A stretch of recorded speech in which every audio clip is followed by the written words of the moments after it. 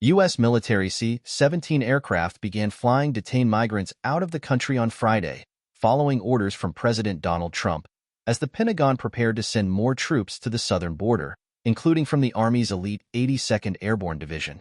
Two U.S. military aircraft, each carrying about 80 migrants, flew from the U.S. to Guatemala, a U.S. official told Reuters.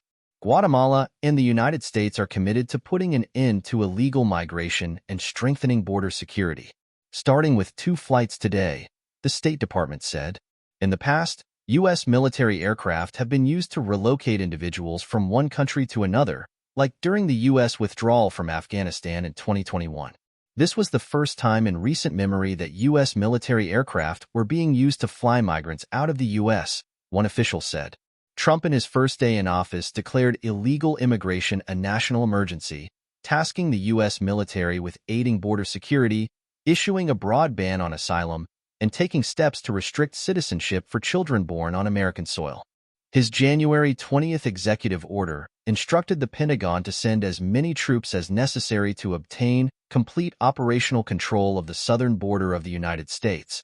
Deportation flights have begun, White House spokesperson Caroline Leavitt said on a post on X.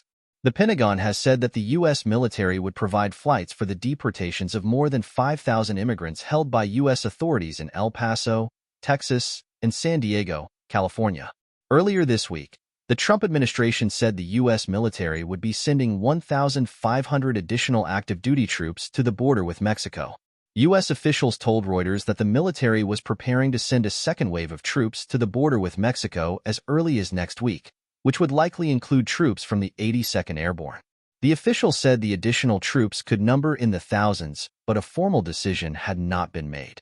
Troops from the 82nd Airborne Division are usually prepared to deploy at short notice for crises around the world, typically in conflict zones rather than to the U.S. border with Mexico. Reuters reported this week that there had been informal discussions about sending as many as 10,000 troops over time, though a final figure had not been determined and troop numbers would depend on several factors, including impact on military readiness. During his first term, Republican Trump ordered 5,200 troops to help secure the border with Mexico.